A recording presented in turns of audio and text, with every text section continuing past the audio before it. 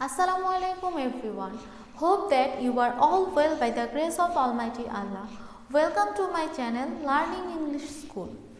আজকে আমরা শিখব do does did এর ব্যবহার। ভিডিওটি না টেনে সম্পূর্ণ ভিডিওটি শুরু থেকে শেষ পর্যন্ত সবাই মনোযোগ সহকারে দেখবেন এবং আপনি যদি আমার চ্যানেলে নতুন হয়ে থাকেন তাহলে পরবর্তী সকল আপডেট পেতে আমার চ্যানেলটিকে প্লিজ সাবস্ক্রাইব করে নেবেন এবং অবশ্যই শেয়ার করে দিবেন। সো আজকে আমরা শিখব ডু ডাস এবং ডিড এর ব্যবহার। ইংরেজি ভালোভাবে বলতে গেলে কিংবা লিখতে গেলে আমাদেরকে ডু ডাস ডিড এর ব্যবহার খুব ভালোভাবে শিখতে হবে।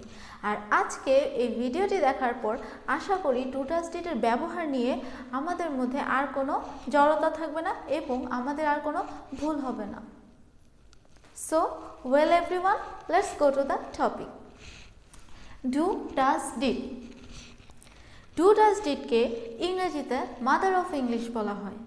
Do does did helping verb এবং মেইন ভার্ব হিসেবে আমরা বাক্যে ব্যবহার করে থাকি। ডু ডাস ব্যবহার করা হয় প্রেজেন্ট টেন্সে বা বর্তমানকালের কোনো কিছু বোঝাতে এবং ডিড ব্যবহার করা হয় পাস্ট টেন্সে বা অতীতকালের কোনো ঘটনার ব্যাখ্যা দিতে। So for example, I do আমি করি, আই ডু দ্য ওয়ার্ক আমি কাজটি করি, ইউ ডু দ্য ওয়ার্ক তুমি কাজটি করো, উই ডু দ্য সাম আমরা অঙ্কটি করি, দে ডু দ্য সাম তারা অঙ্কটি করে। এখানে আই, ইউ, উই, দে এই চারটি সাবজেক্টের ক্ষেত্রে ভার্ব হিসেবে আমরা ডু ব্যবহার করব। কি ব্যবহার করব? ডু ব্যবহার করব। I first person singular number, আয়ের সাথে ডু বসে। ইউ সেকেন্ড পারসন সিঙ্গুলার এবং সেকেন্ড পারসন সিঙ্গুলার, ইউ এর সাথে ডু ব্যবহার করব। উই আমরা ফার্স্ট পারসন প্লুরাল নাম্বার, এর সাথে ডু বসে। We do we do. They তারা third person plural number, they এর সাথেও ডু বসে। তাহলে কি দাঁড়ালো? আই, ইউ, উই, দে এই চারটার সাথে ডু বসে। আই, ইউ, উই, দে এই চারটা সাবজেক্টের সাথে ডু বসে। আর হি, শি, ইট, সাবিহা বা যে কোনো ধরনের নামের সাথে আমরা ডাজ ব্যবহার করব। কি ব্যবহার করব? ডাজ ব্যবহার করব। এক কথায় থার্ড পারসন সিঙ্গুলার নাম্বারের ক্ষেত্রে আমরা ডাজ ব্যবহার করব। কি ব্যবহার করব? থার্ড পারসন সিঙ্গুলার নাম্বার যেমন হি, সে, শি, সে, he does, she does, it does, Sabiha does. Clear? এখন পাস্ট টেন্সের ক্ষেত্রে আমরা ডিড ব্যবহার করব। এই যে প্রেজেন্ট টেন্সের ক্ষেত্রে আমরা ডু এবং ডাজ দুইটা ব্যবহার করি এবং পাস্ট টেন্সের ক্ষেত্রে আমরা subject plus did. For example, I did আমি করি, উই ডিড আমরা করি, ইউ ডিড তুমি করেছিলে, দে ডিড তারা করেছিল, হি ডিড সে করেছিল, শি ডিড সে করেছিল, ইট ডিড এটি করেছিল, সাবিহা ডিড সাবিহা করেছিল। ক্লিয়ার? তাহলে আমরা কি বুঝলাম? আই, উই, ইউ, দে এই চারটার সাথে ডু বসে। He, she, it, Sabiha third person singular ক্ষেত্রে ডাজ বসে। আর পাস্ট টেন্সের ক্ষেত্রে সব সাবজেক্টের ক্ষেত্রেই ডিড বসে। ক্লিয়ার? এবার চলে আসি, যখনই না হবে জাস্ট ডোন্ট, ডাজেন্ট, নট যুক্ত করবেন। ডোন্ট, ডাজেন্ট আর পাস্ট টেন্সের ক্ষেত্রে ডিডেন্ট। যেমন আই ডোন্ট নো আমি জানি না, ইউ ডোন্ট নো তুমি জানো না, উই ডোন্ট দ্য ওয়ার্ক আমরা কাজটি করিনি, দে ডোন্ট দ্য ওয়ার্ক, তারা কাজটি করেনি। হি ডাজেন্ট নো, সে জানে না। শি ডাজেন্ট নো, সে জানে না। ইট ডাজেন্ট ওয়ার্ক, এটি কাজ করে না।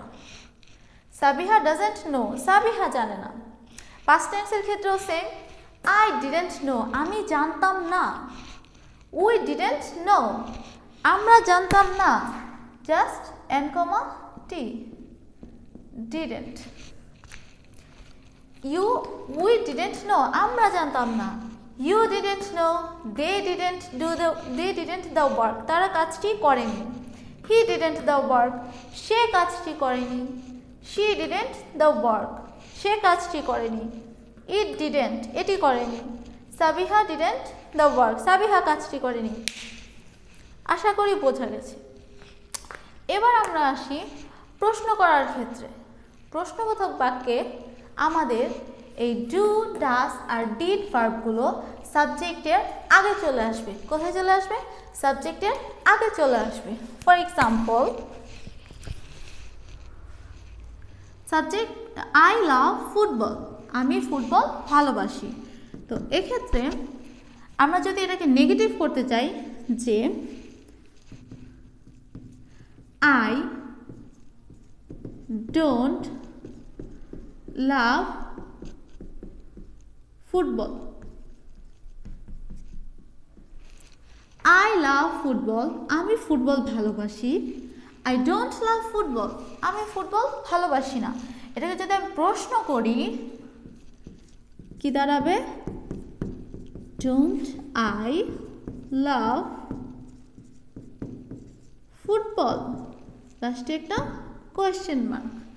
ডোন্ট আই লাভ ফুটবল, আমি কি ফুটবল ভালোবাসি? কি হলো? আই লাভ ফুটবল, আমি ফুটবল ভালোবাসি। যখন আমরা নেগেটিভ করব, আই ডোন্ট লাভ ফুটবল, আমি ফুটবল ভালোবাসি না। ডোন্ট আই লাভ ফুটবল, আমি কি ফুটবল ভালোবাসি? Next, you speak English, you don't speak English, তুমি ইংলিশ বলতে পারো না। যদি নেগেটিভ করতে যাই তখন কি হবে? Don't you speak English, don't you speak English, তুমি কি ইংরেজি বলতে পারো? কি হলো? ইউ স্পিক ইংলিশ, তুমি ইংরেজি বলতে পারো। ইউ ডোন্ট স্পিক ইংলিশ, তুমি ইংরেজি বলতে পারো না। ডোন্ট ইউ স্পিক ইংলিশ, তুমি কি ইংরেজি বলতে পারো? নেক্সট, হি প্লেস ক্রিকেট, সে ক্রিকেট খেলে। He doesn't play cricket, he doesn't play cricket. Doesn't কেন হলো? এখানে খেয়াল করুন, এখানে he third person singular number. আমরা এদিকে পড়ে আসছি যে থার্ড পারসন সিঙ্গুলার নাম্বারের সাথে ডাজ বসে। কি বসে? হি, শি, ইট, সাবিহা, যে কোনো ধরনের নামের ক্ষেত্রে থার্ড পারসন সিঙ্গুলার নাম্বারের সাথে ডাজ বসে। হি does, she does, it does, এরকম। তো এক্ষেত্রে হি প্লেস ক্রিকেট, সে ক্রিকেট খেলে। তো এক্ষেত্রে কি হলো? যখনই আমরা এস দেখব এই মেইন ভার্বের সাথে, যখন আমরা এস দেখব তখন নেগেটিভ করার সময় আমরা ডু না বসিয়ে ডাজ বসাবো। কি বসাবো? ডাজ বসাবো। হি ডাজেন্ট প্লে ক্রিকেট, সে ফুটবল খেলে না।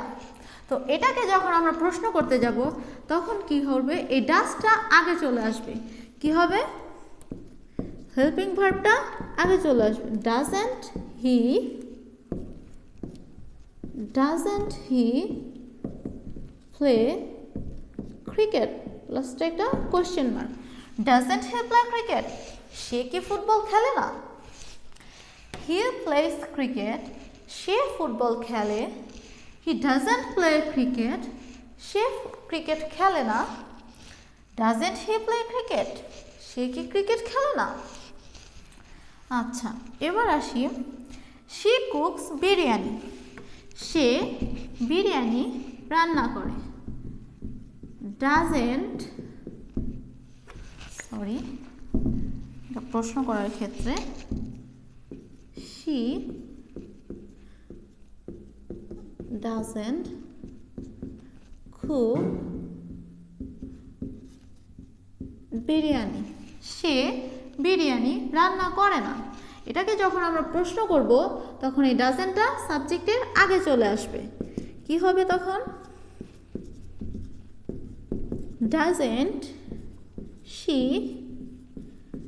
cook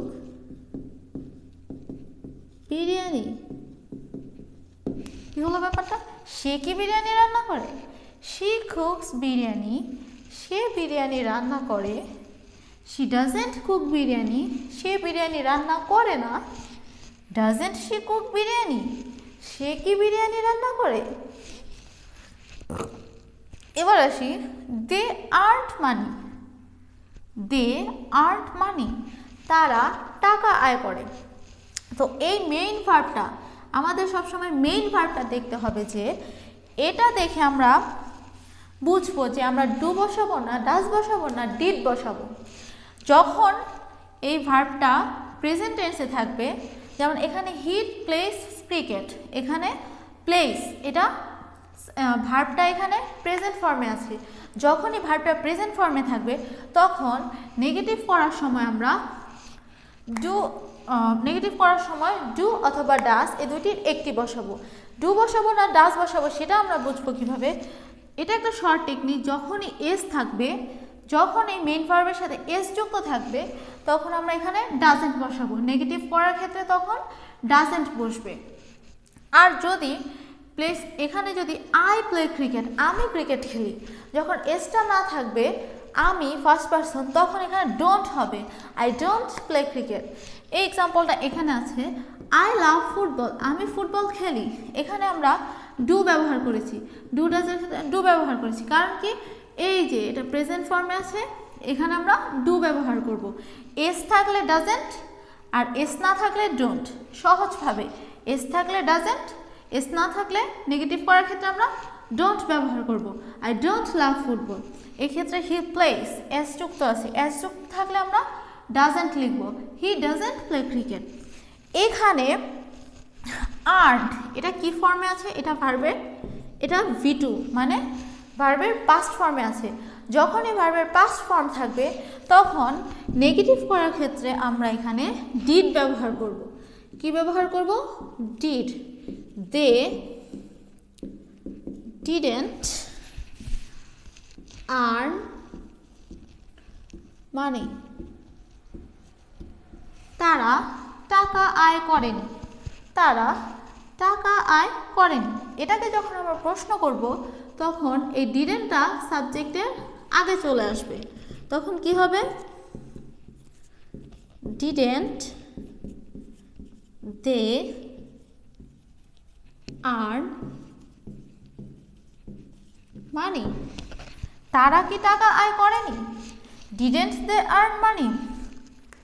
সো এই ছোট্ট ব্যাপারগুলো মাথায় রাখতে হবে যে যখন মেইন ভার্ব দিয়ে সেন্টেন্স করা থাকবে তখন নেগেটিভ করার ক্ষেত্রে আমাদেরকে এই যে মেইন ভার্ব থাকে, এই মেইন ভার্বটা দেখে আমরা বুঝবো যে এখানে ডোন্ট বসবে নাকি ডাজন্ট বসবে নাকি ডিডেন্ট বসবে। যখন মেইন ভার্ব না থাকে তখন আমরা don't and comma T not যুক্ত করলেই হয়ে যায়, ডোন্ট ডাজন্ট ডিডেন্ট। কিন্তু যখন মেইন ভার্ব থাকে তখনই আমরা এই ডোন্ট ডাজন্ট এবং ডিডেন্ট এই মেইন ভার্বটা দেখে আমরা বুঝি। সো আশা করছি এরপর থেকে ডু ডাজ ডিডের ব্যবহার নিয়ে আমাদের আর কোনো ভুল হবে না। দেখা হবে পরবর্তী